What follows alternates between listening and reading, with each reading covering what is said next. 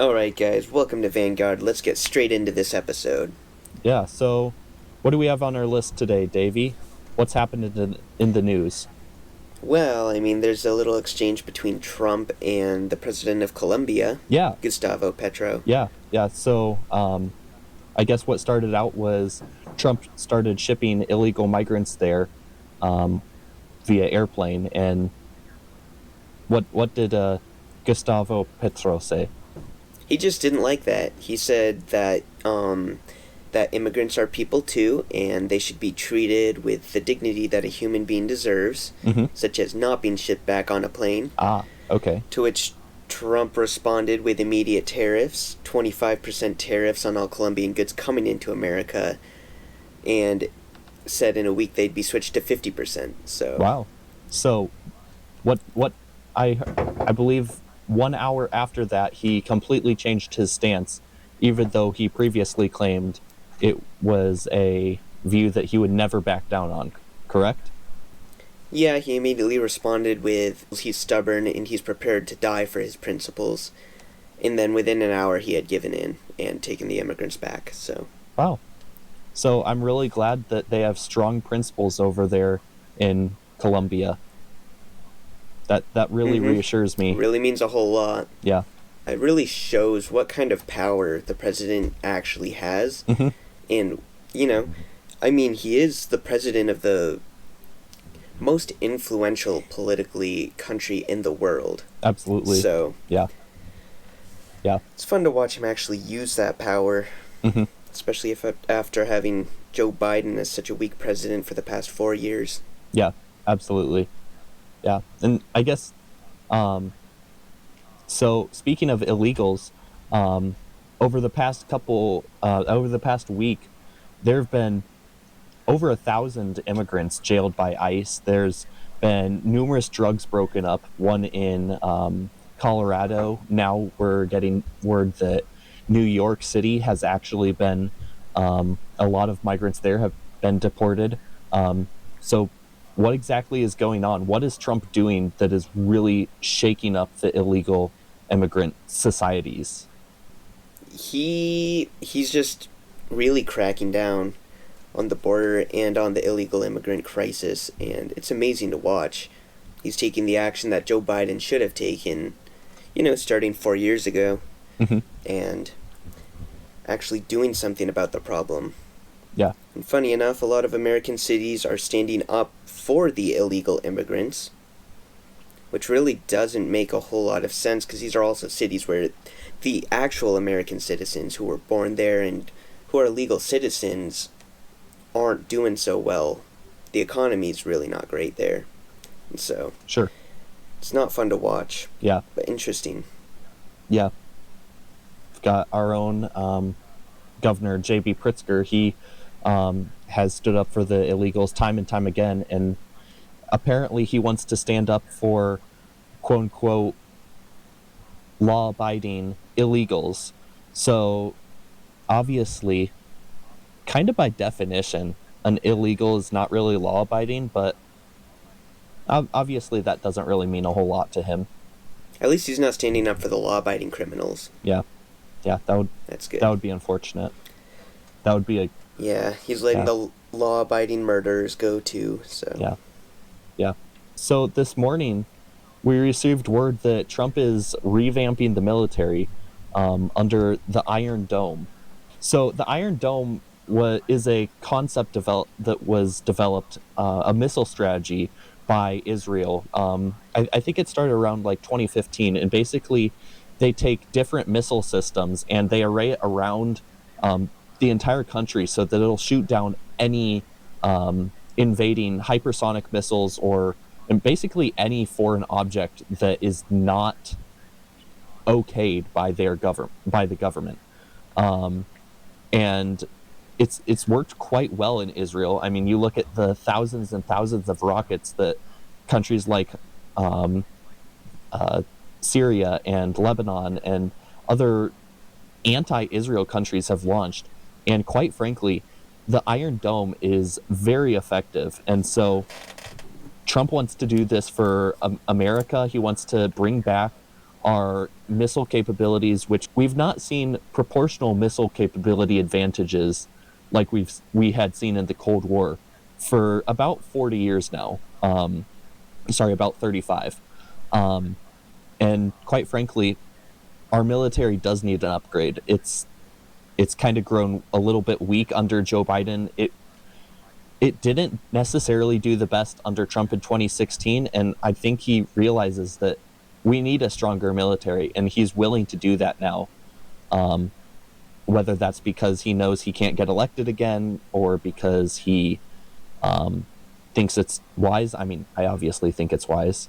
But long story short, he wants a bigger and better military, and I think the rest of America wants that too. And that's what the Iron Dome is about, is a protecting America and Americans. Yeah, and honestly, that's one of my favorite things about the Trump presidency so far.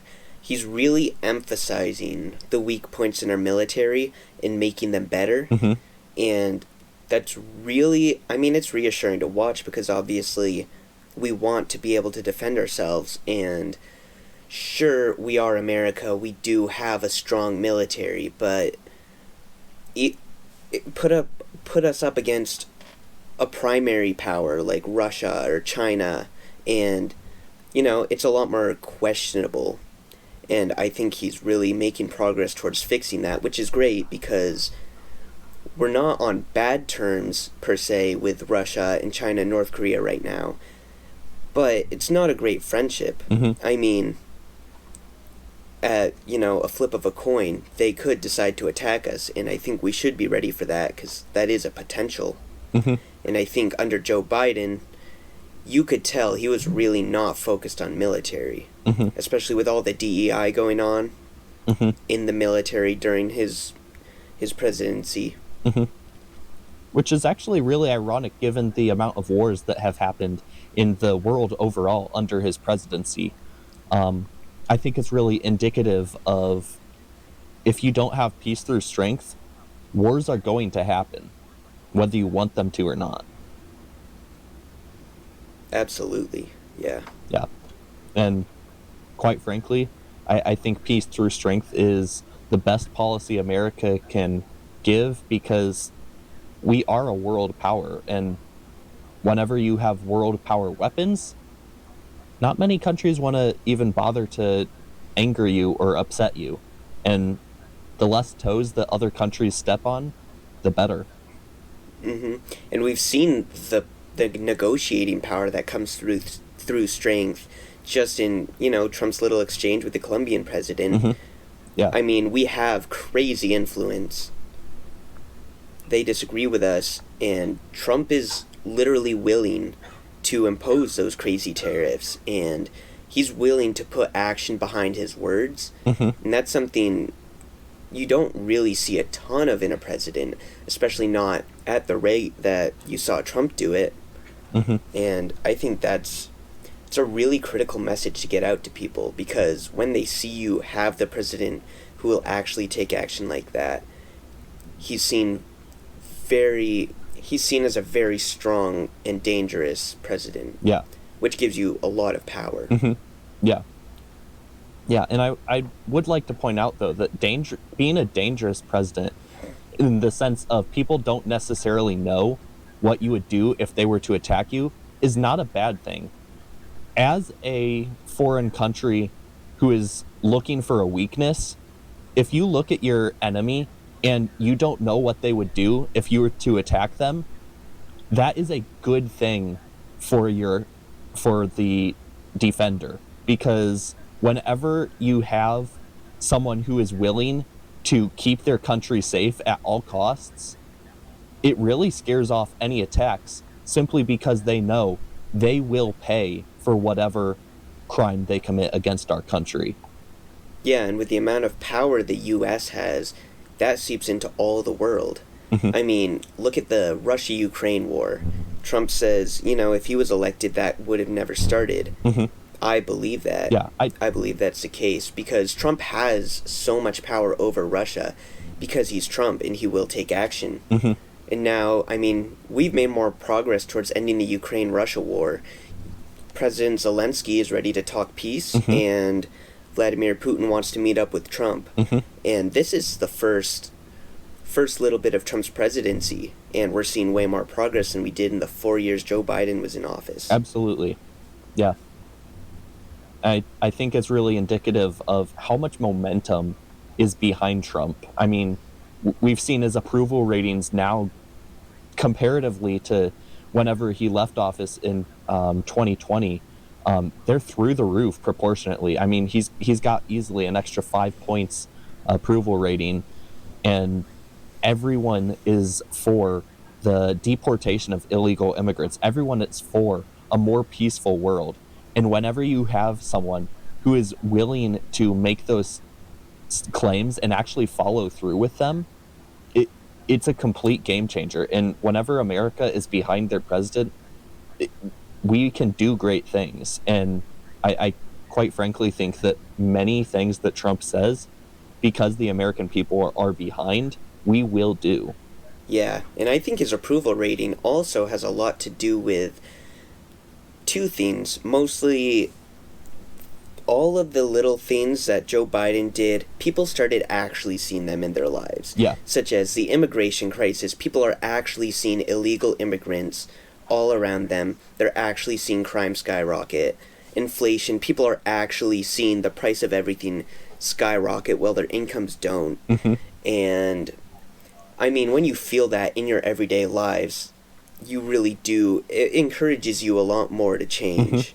Absolutely. And then also the downfall of the media. The mainstream media has been, their numbers have been awful lately. And I think that has a lot to do with Trump really exposing them. And when people aren't constantly getting indoctrinated by the mainstream media, giving them the left-wing side of the story, telling them, this is neutral, but Trump's awful. They're really waking up, they're looking for themselves, getting their own viewpoints, and seeing, wow, he's actually fixing our economy. He's actually fixing the illegal immigrant crisis. Hmm. Yeah. And it leaves them a lot more open-minded to Trump. Yeah. Absolutely. I also feel like the mainstream media's downfall really has brought up the unity in America, because ever since Trump's election, you felt a lot more unity all throughout Joe Biden's presidency. You had right versus left in everything. Hmm. And now you do feel a lot more unity between most of America. And I think that has a lot to do with the mainstream media, who is always downplaying the right and, telling them the right is awful. And when half of America believes that, then, half of America's going to hate the other half. And then the right hated back. And so I think a lot of the media influenced that, and the media's numbers dropping and people seeing, wow, these people aren't so bad after all. I think America's been a lot more united since then. Hmm. Yeah, absolutely. Trump's inauguration was pretty amazing, honestly. Yeah. Yeah. I don't think, well, I guess I haven't really been invested in politics during other inaugurations, but that seemed like a really big event. Yeah. There was a lot that happened there. Hmm. Yeah. From the beginning to the end of the inauguration, it was an inauguration like I don't think it has ever been in history before. Everyone there knew that Trump was coming back and that America would be different. And I guess for better or for worse. Republicans were very, very joyful. Democrats, not so much. I mean, Michelle Obama did not attend, nor did Nancy Pelosi. I believe several other important members of Congress did not attend from the Democratic aisle.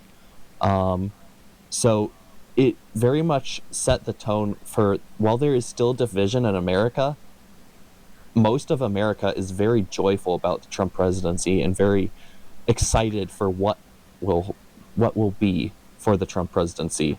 And I think Trump's speech really set the tone from the beginning on what he would do this week and what he will do in the next 4 years.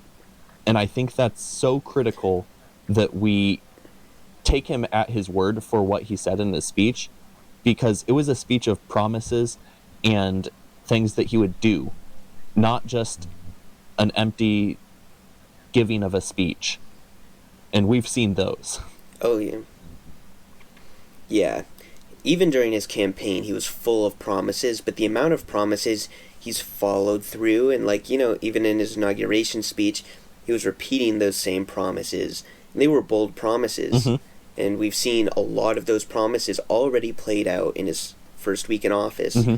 So it's really amazing to see a politician follow through that much. Yeah. And really, that's what his speech was. It was him saying that he's actually going to do these things. He's actually going to use his power to swing America around and bring America into, hopefully, a golden age. It's the words he uses. Yes. Any other thoughts on his inauguration? What do you think of them holding it inside?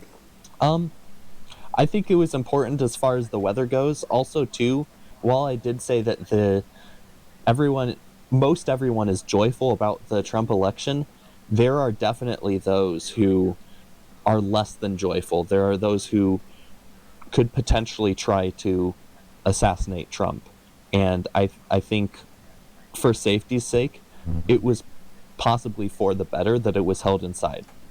I don't know what it would have been like if it was held outside, but there's also a lot of older people. You take a look at, say, Joe Biden. He might not be able to withstand colder temperatures for 2 hours straight. That just wouldn't be good. Mm-hmm. There's a certain age and a certain level of body decline that you hit that the temperature affects you a lot more. Mm-hmm. Yeah. And I'd be willing to say Joe Biden's hit that. I would kind of assume the not having everyone freezing the whole time kind of brought up the atmosphere of the room too, because it was a really joyful atmosphere. Mm-hmm. I'm pretty excited about Pete Hegseth leading being the secretary. Yeah, Secretary of Defense. Secretary of Defense. Yeah. So I'm pretty excited. yeah. About it. So far, it was a pretty narrow vote. The vote was 50-51. JD Vance had to give the tie-breaking vote. Actually, 3 Republicans voted against Hegseth. So one of them was actually Senate Leader Mitch McConnell. So that's actually pretty big. I think that it shows that, well, I think Pete Hegseth is a good fit for the military. There may still be some who disagree with that, and I think he will bring unity to the military, but there's definitely still disunity about his pick. Mm-hmm. And I think that's because Pete Hegseth is very far right. Like, he's not a moderate by any means, which is exactly what you need when running the military, because he's focused on making the military powerful and basically the best military possible. Mm-hmm. And that's obviously what you need in a military over DEI hires and, getting all different races in there. Like, I think that's why he's so controversial, though, because he's going to absolutely turn the military 180, get rid of, or, well, in his words, de-wokeify the military. Mm-hmm. And I think that's a really extreme swing, and, well, I think obviously the Republicans should have voted for him because he represents the Republican Party very well. At the same time, it was an extreme swing Mm-hmm. from what we've seen. Yeah. And I mean, we've already seen evidence of how he plans on changing the military. He, I believe, he and Trump together released a statement on what the new policies for the military would be recently. Currently, that they're not going to, men and women are not going to be allowed to share the same quarters. Trans men and women will not be in the same restrooms or sleeping areas or whatnot. As, let's face it, biological men and women. So I think that has really turned a lot of heads and, well, made a lot of people mad. It's changing the military to what it truly is. We can't have a military that affirms lies. We have to have a military that stands up for truth and says what is factually accurate. Otherwise, why even have a military at all if they're just going to play an illusory game? Exactly. The military needs to be grounded and really, a down-to-earth, powerful organization. And it has become less so under the Biden administration. Mm-hmm. I also find it kind of interesting how the whole government's getting rid of DEI means that instead of hiring based off of personal characteristics, they're now hiring based off of qualification. Yeah, and I'm perfectly fine with hiring someone for their merit. I mean, that is by definition what it means to be doing good in your job. And so if you're doing good in your job, why shouldn't you be rewarded for what you've given into your job? And whenever you instead hire based off of race, based off of class, if you base your hiring status off of those, you'll completely destroy society into a society where really what's the purpose of working in the first place? And there will be no society long term. It's not a viable option. And I think people just need to wake up and realize that. And we just need to start hiring and actually giving people jobs based on merit and skill, not on class, race, sex, so on and so forth. DEI programs.